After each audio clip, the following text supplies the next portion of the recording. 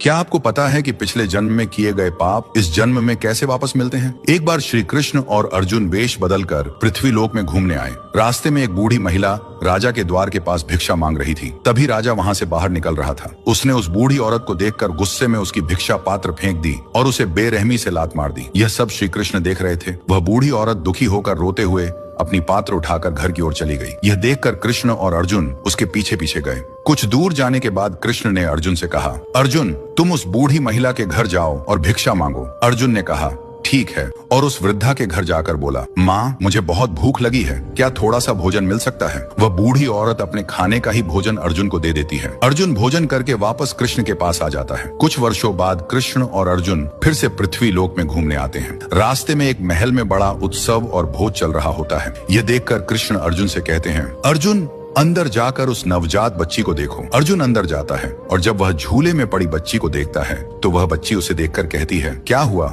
ठीक हो ना?